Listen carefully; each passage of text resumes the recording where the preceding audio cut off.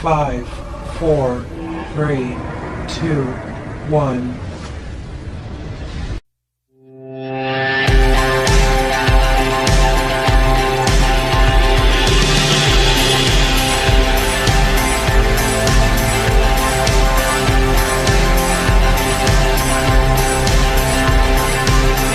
अस्सलाम वालेकुम दोस्तों, welcome to Ayesha beauty net tip. तो दोस्तों कैसे हैं आप।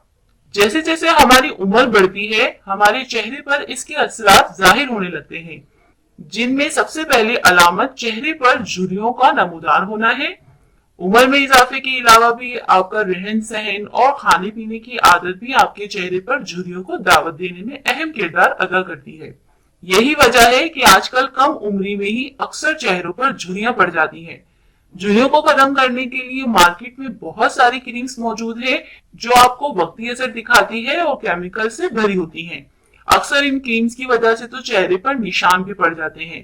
तो आज मैं आपको बहुत शानदार नुस्खा बताऊंगी जो आपकी झुर्रियों को खत्म करने में बहुत मदद करेगा और इसके एक ही बार के यूज से आप अपने चेहरे पर वाज़ेह फर्क देखेंगे।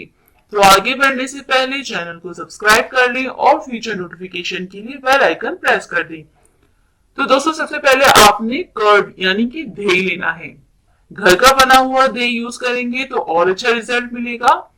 2 चम्मच के करीब आपने दही लेना है। इसके बाद आपने इसमें हुस्न यूसुफ ऐड करना है।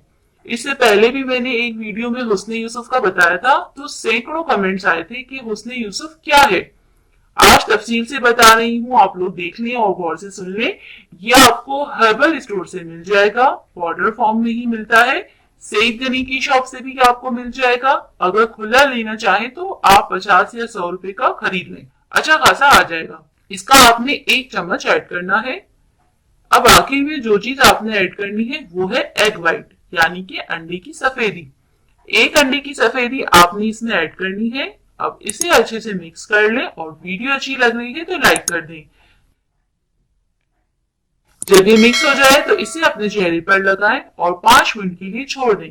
5 मिनट बाद आपने अपने चेहरे पर इसकी एक लेयर और लगानी है और इसे सूखने के लिए छोड़ देना है।